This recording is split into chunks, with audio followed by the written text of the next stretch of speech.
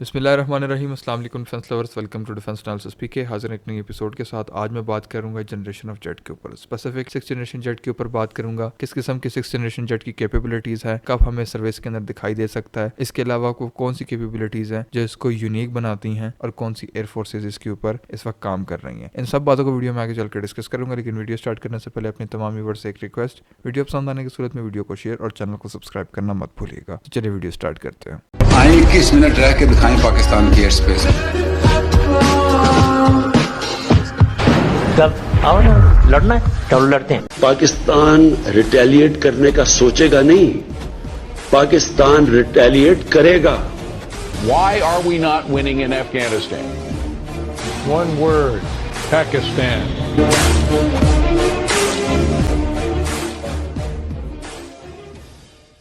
Sirs हम बात कर रहे थे जनरेशन ऑफ जेट के ऊपर। सबसे पहले आती है फर्स्ट जनरेशन। मैं अपनी वीडियो की थोड़ी सी बैकग्राउंड बना रहा हूँ, आप ये समझें। जनरेशन ऑफ जेट थोड़े से टाइम के अंदर आपको एक्सप्लेन करने की कोशिश करूंगा। सबसे पहले बात करते हैं फर्स्ट जनरेशन जेट के ऊपर। फर्स्ट जनरेशन जेट के अंदर क्या था, एक नॉर्मल प्लेन था लेकिन उसकी थोड़ी सी स्पीड ज्यादा थी और एक नॉर्मल जहाज जो था उसके ऊपर एक गन लगा दी गई थी। इसका जो टेन्योर है वो 1945 से 1955 के आसपास का रहा है। तकरीबन 10 साल तक ये फर्स्ट जनरेशन चली गई, उसके बाद सेकंड जनरेशन आ गई। सेकंड जनरेशन का जो टेन्योर है वो 1955 से लेके 1970s के आसपास तक करा है। सेकंड जनरेशन के अंदर क्या था, फर्स्ट जनरेशन के अंदर जो जहाज था उसके ऊपर सिर्फ कैनन लगी हुई थी। सेकंड जनरेशन के अंदर थोड़ा सा अपग्रेड करके उसकी स्पीड को भी अपग्रेड किया गया और बॉडी साइज को भी थोड़ा सा रिडिजाइन किया गया। इसके अलावा जो मिसाइल थे सबसे पहले सेकंड जनरेशन जेट्स के ऊपर लगे थे। डेफिनेटली मिसाइल के साथ रडार भी लगता है, तो रडार और मिसाइल का जो कॉम्बिनेशन है सबसे पहले सेकंड जनरेशन जेट के अंदर इस्तेमाल हुआ था। थर्ड जनरेशन के अंदर आप बेसिकली कह सकते हैं कि pure beyond visual range missile और रडार का असल कॉम्बिनेशन सामने आया और ये जो टेन्योर था इसका, ये 1970 से लेकर 1980s तक आया है। इसके अंदर जो जेट्स हैं उनकी स्पीड के ऊपर भी काफी फोकस किया गया है। पहला सुपरसोनिक जेट जो है वो आई बिलीव थर्ड जनरेशन का जेट था और इसकी जो मकबूलियत है वो इसकी स्पीड और इसके एवियोनिक्स की वजह से आई थी। फिर आया फोर्थ जनरेशन जेट का दौर। फोर्थ जनरेशन जेट के दौर के अंदर क्या था, एक फोर्थ जनरेशन जेट के अंदर स्पीड को ज्यादा फोकस नहीं किया गया क्योंकि थर्ड जनरेशन के अंदर पहली सुपरसोनिक स्पीड जो है वो अचीव कर ली गई थी। फोर्थ जनरेशन जेट के अंदर रडार, एवियोनिक्स, दूसरे जो एमिनिशन है उसके ऊपर फोकस किया गया और इसकी बेहतर कैरेक्टरिस्टिक और इसकी मैन्यूवर्स के ऊपर फोकस किया गया। उसके बाद दौर आया 4.5 और 4.5 प्लस जनरेशन जेट्स का। ये जो जेट्स हैं इसके अंदर जो अभी फिलहाल कैपेबिलिटीज फोर्थ जनरेशन जेट के पास थी इसको मजीद निखारा गया, मजीद एनहांस किया गया। मिसाल के तौर पर रडार जो है वो ऐसा रडार के अंदर शिफ्ट हो गए, जो मिसाइल है वो बियॉन्ड विजुअल रेंज मिसाइल के अंदर और अच्छी खासी एक्सटेंडेड रेंज के अंदर जो है वो शिफ्ट हो गए। इलेक्ट्रॉनिक्स इक्विपमेंट जो है उसकी रिन्यूएबल आ गई और बहुत सी ऐसी टेक्नोलॉजीज हैं जो नई इनकॉर्पोरेट की गई। टेक्नोलॉजीज पुरानी थी लेकिन उनको एनहांस करके इतना बेहतर बनाया गया। जो फाइटर जेट्स की रेंजेस हैं उनको एक्सटेंड किया गया। एमिनिशन, एवियोनिक्स, दौरे हाजिर को मद्देनजर रखते हुए इसकी जो है अपग्रेड की गई। स्पीड को जो है वो इतना एक्सटेंड नहीं किया गया, ना ही रेस किया गया एक थर्ड जनरेशन और फोर्थ जनरेशन एयरक्राफ्ट के मुकाबले में, लेकिन जो एक्चुअल चीजें हैं वॉरफेयर के अकॉर्डिंग जो है वो चेंज की गई है। वो एवियोनिक्स है, वो एमिनेशन है, वो सेंसर्स हैं और कंप्यूटिंग पावर्स जो हैं और मैन्यूवर्स, इनको जो है बेहतर बनाया गया। एक और चीज, रडार क्रॉस सेक्शन और कंपोजिट मटेरियल का यूज जो है वो 4.5 जनरेशन जेट से ही स्टार्ट किया गया। फिर इसके बाद आगे फिफ्थ जनरेशन के जेट्स। फिफ्थ जनरेशन जेट के अंदर क्या था, फिफ्थ जनरेशन जेट के अंदर सुपर क्रूज की कैपेबिलिटी थी। इसके अलावा फिफ्थ जनरेशन जेट के अंदर इंटरनल वेपन बे था। वो किस वजह से था, डेफिनेटली एक नुमाया खसूसियत है फिफ्थ जनरेशन जेट की कि उसके पास स्टेल्थ का फीचर है। स्टेल्थ का feature introduce fifth generation jet के अंदर हुआ था, लेकिन इसकी इनहेंसमेंट और इसकी प्योरिफिकेशन जो है वो सिक्स जनरेशन जेट के अंदर होगी। वो कैसे होगी वो मैं आगे चल के आपको बता देता हूँ। लेकिन फिफ्थ जनरेशन के अंदर पेचीदा जो टेक्नोलॉजी जो नई इनकॉर्पोरेट हुई वो स्टेल्थ की है, सुपर क्रूज की है और फिफ्थ जनरेशन जेट की जो कंप्यूटिंग पावर है वो 4.5 जनरेशन या 4 जनरेशन के जो फाइटर एयरक्राफ्ट है उनसे कोसों दूर है। क्यों? क्योंकि इसके अंदर किस किस्म के जो सेंसर लगे हुए हैं, इसके अंदर जो एवियोनिक्स लगे हुए हैं, उनको जिस किस्म की पावर रिक्वायर्ड है, आप कह सकते हैं कि एक नई जनरेशन के इंजन और नए जनरेशन का कंप्यूटिंग पावर सिस्टम जो है वही प्रोवाइड कर सकता है। तो ये एक फिफ्थ जनरेशन की नुमाया खसूसियात है। व्यूअर्स, आप बात कर लेते हैं सिक्स जनरेशन फाइटर जेट के ऊपर। सिक्स जनरेशन फाइटर जेट जो है वो किस कैपेबिलिटीज से फिफ्थ जनरेशन या प्रीवियस जनरेशन से बेहतर होगा वो मैं आपको बारी बारी इलैबोरेट करूंगा। सबसे पहले कंप्यूटिंग पावर जो है वो सिक्स जनरेशन फाइटर जेट की बहुत बेहतर होगी। सेकंड नंबर के ऊपर जो स्टेल्थ है वो सिक्स जनरेशन जेट का प्रीवियस जितनी भी जनरेशन है उससे काफी बेस्ट होगा। तीसरे नंबर के ऊपर जो आती है वो उसका पावर पैक यानी इंजन होगा और चौथे नंबर के ऊपर जो इसके साथ वेपन इंटीग्रेट होंगे वो ऑब्वियसली बेहतर होंगे। जब भी जनरेशन चेंज होती है उसके साथ ही वेपन भी चेंज होते हैं, लेकिन जो एक्चुअल अचीवमेंट है पांचवें नंबर के ऊपर वो जो डाटा लिंक सिस्टम है जो कि इस जहाज के साथ यूज होगा या कम्युनिकेशन सिस्टम है वो भी बहुत ज्यादा बेस्ट होने वाला है। उसकी क्या रीजन है अब मैं बारी बारी सबको इलैबोरेट करूंगा। व्यूअर्स, सबसे पहले बात कर लेते हैं कंप्यूटिंग पावर के ऊपर। सिक्स जनरेशन जेट के अंदर जो कंप्यूटिंग पावर होगी वो प्रीवियस तमाम जनरेशन से सबसे बेहतर होगी। किस वसूख से मैं बात करता हूँ, देखें 6th जनरेशन के अंदर आपने किस किस्म का हार्डवेयर लगाना है, उसको जो पावर चाहिए उसको कंप्यूट करने के लिए भी कोई ना कोई सिस्टम होगा। आपको मैं बताता हूँ, आपके पास एक मोबाइल है, मोबाइल का हार्डवेयर किस किस्म का है और सॉफ्टवेयर किस किस्म का है। अगर आपके पास मोबाइल है उसके अंदर हार्डवेयर बहुत ही ज्यादा बेहतर है और उसका सॉफ्टवेयर इंतहाई थर्ड क्लास है, तो आप क्या उसको इस्तेमाल कर लेंगे? डेफिनेटली इंटरफेस बहुत ज्यादा मैटर करता है। सेम यही चीज है, आपने अच्छे अच्छे सेंसर 6th जनरेशन जेट के अंदर लगा लिए, बहुत अच्छे सेंसर भी लगा लिए, लेकिन उसकी कंप्यूटिंग पावर जो है वो लो है, आपका जो प्रोसेसिंग यूनिट है वो स्लो है, तो आप क्या करेंगे? स्लैकेज का शिकार होगा आपका सिस्टम और आप उसको बेहतर तरीके से इस्तेमाल ही नहीं कर सकते। अगर आप इस्तेमाल ही नहीं कर सकते तो सेंसर बनाने का फायदा उधर ही खत्म हो जाता है। जो पर्पज है जिसके लिए आपने एक सेंसर बनाया है, आपने कोई चीज बनाई है, उस फंक्शन की डेथ हो जाती है। सेकंड नंबर के ऊपर आएगा direct energy weapon. 6th generation jet के अंदर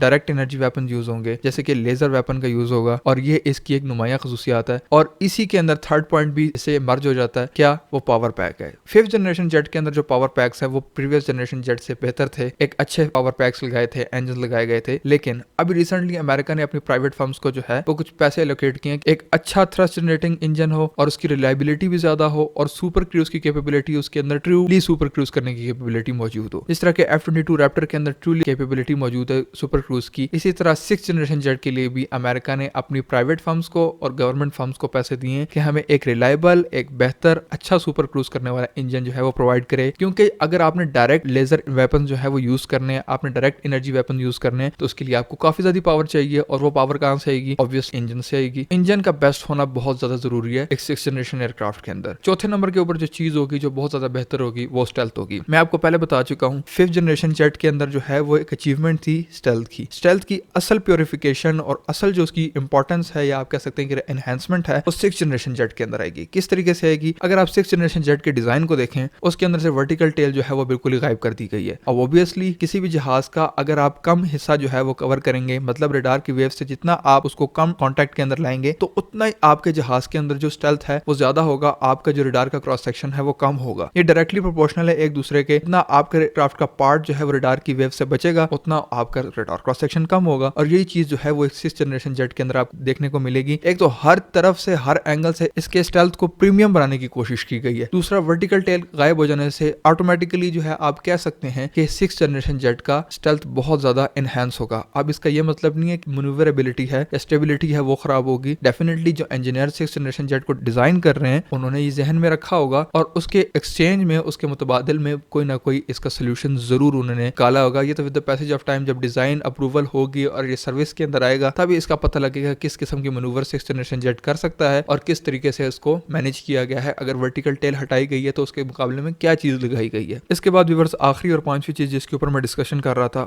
वो basically tactical data link system है। आपको पता है 6th जनरेशन जेट के अंदर सिर्फ ये जो कॉन्सेप्ट है इसके अंदर सिर्फ फाइटर जेट इन्वॉल्व नहीं है। इसके अंदर आप देख सकते हैं कि जिस तरह के स्काई वॉर प्रोग्राम है या लॉयल विंगमैन प्रोग्राम है या शार्प शॉट प्रोग्राम है या कोई भी दूसरी कंपनी जिस तरीके से कोई भी कंट्री इसके ऊपर काम कर रही है, ये जितने भी प्रोग्राम्स इस्तेमाल हो रहे हैं ये बेसिकली 6th जनरेशन जेट के लिए ही डिजाइन हो रहे हैं। 6th जनरेशन जेट बेसिकली एक ऐसा कॉन्सेप्ट है कि एक फाइटर जेट है और दूसरे इसके साथ ड्रोन्स हैं, यूएवीज हैं। एआई का इस जनरेशन ऑफ जेट के अंदर बहुत ज्यादा इंपॉर्टेंट रोल होगा और आप कह सकते हैं दूसरे नंबर के ऊपर जो चीज आएगी वो इसके अंदर डाटा लिंक सिस्टम होगा। डाटा लिंक सिस्टम कुछ ऐसा सिस्टम है कि आप किस तरीके से, किस मैच्योरिटी से जो है अपने command centre, ground station, fighter jet to fighter jet और इसके अलावा जो आपके साथ यूएवी जोड़ रहे हैं उनके साथ आप किस तरीके से और किस मैच्योर लेवल के ऊपर कम्युनिकेशन कर रहे हैं। तो डेफिनेटली अगर आपने अपने जहाज के साथ यूएवी को बैंड करना है, मर्ज करना है, इस पूरे सिस्टम को साइनर्जी देनी है, तो इस चीज के लिए आपका जो डाटा लिंक सिस्टम है उसका एनहांस होना बहुत ज्यादा जरूरी है। क्योंकि अगर आपके साथ आपका डाटा लिंक सिस्टम ही सही नहीं होगा, वो ब्रेकेबल होगा, आप जो यूएवी उड़ा रहे हैं उसके अंदर आपने एआई भी इंटीग्रेट किया है, लेकिन अगर आपका और आपके फाइटर जेट का और यूएवी का लिंक ही टूट जाता है तो फिर आपका यूएवी किस काम का। तो इस चीज को जो है वो काफी इनहेंस लेवल के ऊपर लेके जाएगा। जो डाटा लिंक सिस्टम है उसको काफी ज्यादा सिक्योर और एक बेहतर डाटा लिंक सिस्टम बनाया जाएगा 6th जनरेशन जेट के लिए। व्यूअर्स, अब मैं बात करना चाहूंगा इस फाइटर जेट के टेन्योर के ऊपर, इस कॉन्सेप्ट के टेन्योर के ऊपर। 6th जनरेशन का जो कॉन्सेप्ट है इस वक्त अमेरिका भी उसके ऊपर काम कर रहा है, चाइना भी काम कर रहा है, यूरोप भी इसके ऊपर काम कर रहा है, लेकिन इस वक्त ये कॉन्सेप्चुअल फेज के अंदर है। कोई भी कंट्री जो इस वक्त काम कर रही है इसके ऊपर, किसी ने भी एक्चुअल फर्स्ट फ्लाइट इस कॉन्सेप्ट की नहीं है। इस वक्त जितने भी रूमर्स हैं, विजुअल्स हैं, वो इस वक्त कॉन्सेप्चुअल फेज के अंदर हैं। अमेरिका कहता है कि हम अपने एनगेट की जो फर्स्ट फ्लाइट है वो 2030 तक करेंगे। अगर अमेरिका इसके अंदर कामयाब हो जाता है, चाइना के भी कुछ रूमर्स हैं वो भी यही कहते हैं कि हम 2030-32 के अंदर इसकी फर्स्ट फ्लाइट करेंगे। फिर उसके बाद ऑपरेशनल क्लियरेंस मिलते मिलते इसको तकरीबन 2035 तक इसको एक क्लियरेंस मिलेगी। आप कह सकते हैं कि 2037 से 2038 के दरमियान एयर फोर्सेस को ये कॉन्सेप्ट जो है वो सर्व करेगा और इसके विजुअल या स्क्वाड्रन लेवल स्ट्रेंथ स्ट्रेंथ के ऊपर जो है ये काम कर सकेगा। इसके अलावा एक और चीज जो मैं डिस्कस करना चाहता हूँ इस वीडियो के अंदर, मैंने अपनी थंबनेल के अंदर भी डिजाइन किया है कि बहुत से लिमिटेड कंट्रीज जो है वो उसको यूज कर सकते हैं। रीजन क्या है? देखिए इस वक्त F-35 है, एक $100 मिलियन